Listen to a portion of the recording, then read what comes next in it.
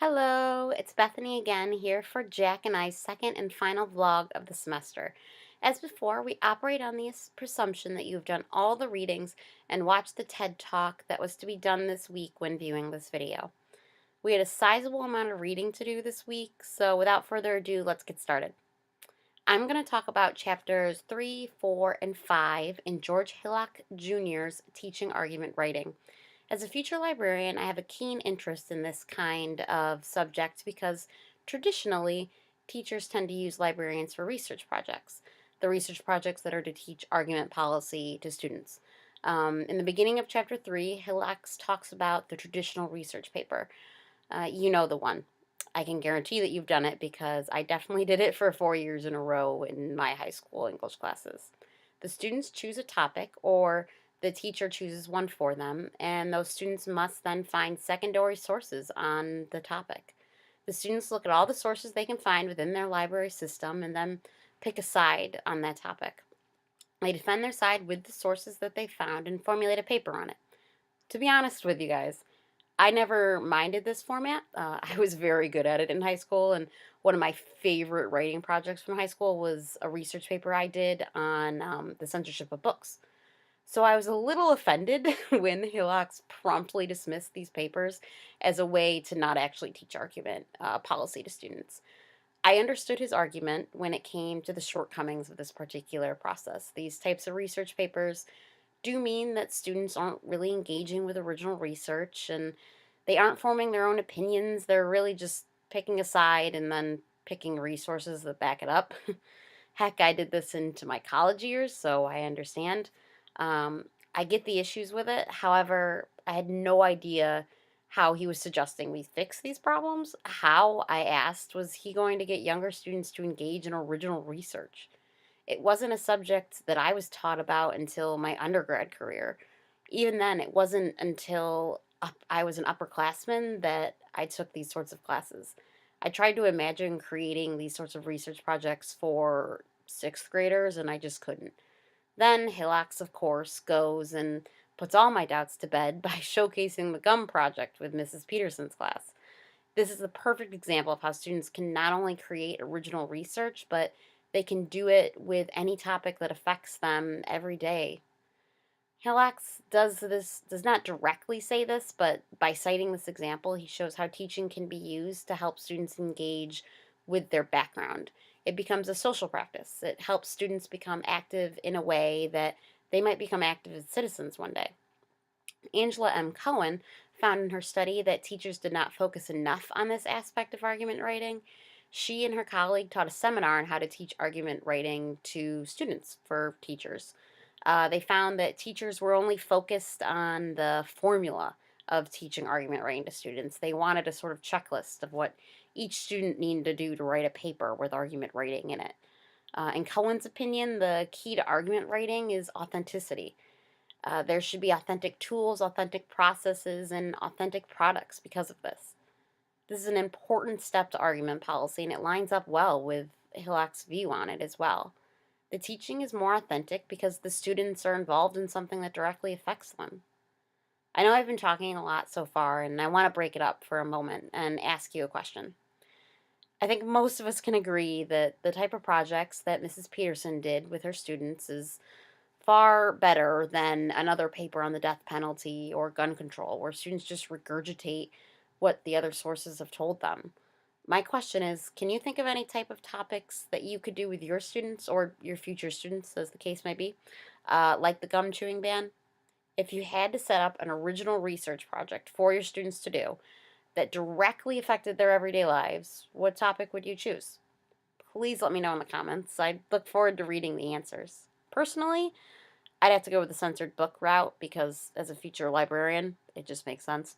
I would probably pick a book that had been challenged or is often challenged in other schools. I'd help them research why it was challenged. Then, as a class, we'd read it in small groups. The small groups would be responsible for debating the book amongst themselves and forming opinions on it. They would need to design a study to find out how adults felt about the book and their fellow classmates. The groups would then work together to write a research paper on their findings.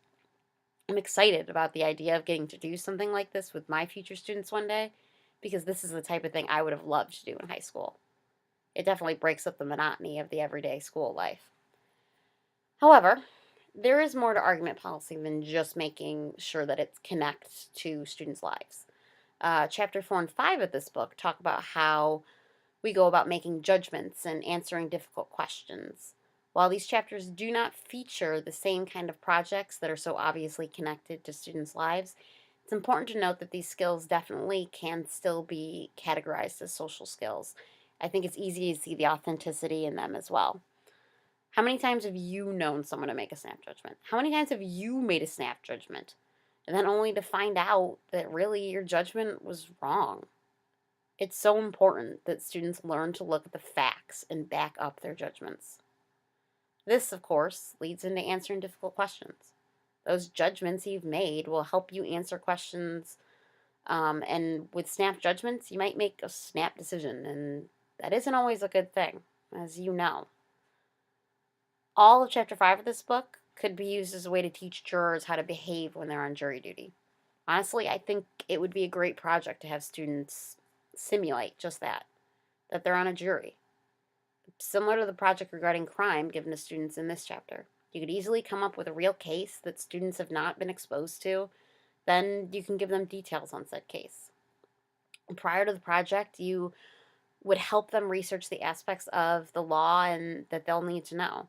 You would have the class discussion on these aspects of the law so that you, as the teacher, know that everyone understands it in the way they need to, and it allows students to form a more complex definition of what they need to know by discussing it as a class.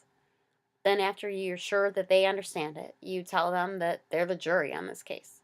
There are several convictions you can give this person if they are found guilty. Using your knowledge of the law and the knowledge of the case that has been given to you, how would you decide? Then you tell them it's not enough to make your own decision, but you have to convince the other jurors of your decision as well. Just like in the chapter, you can divide the kids up into groups and have them convince the other group members of their conviction. The groups will then present the class to what they've decided. The debate can go even farther if you have groups that do not agree. You can have a class-wide discussion on their conviction, on which conviction should be given. After your class has come to a decision of some sort, you can tell them what really happened in this case. You can compare what they decided and what the jury actually decided, and then justify why or why not their convictions line up. At the end of this all, you can have the students write a paper because, well, after all, this is about argument writing, right? So they are going to need to do some writing.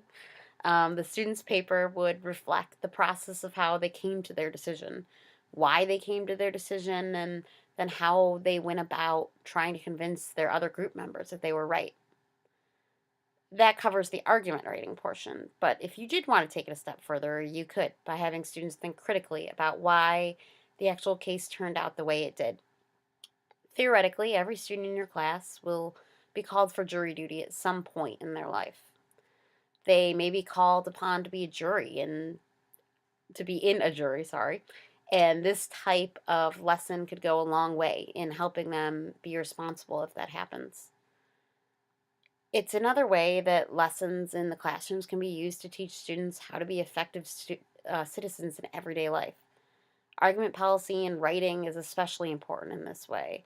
These are everyday skills that students could use in their lives. It's especially important if for students who intend to go on to college someday. Do you agree? What are your thoughts on this? And these types of lessons for students? Are they too far-fetched? Kids aren't going to take anything from them? Or, would you rather just stick with the formulaic writing for teaching writing to students? These are all things that I would like you to think about and maybe post about in your comments. I will also make sure to post a link to Angela Cohen's study in the Dropbox, so make sure to check that out if you're interested in it.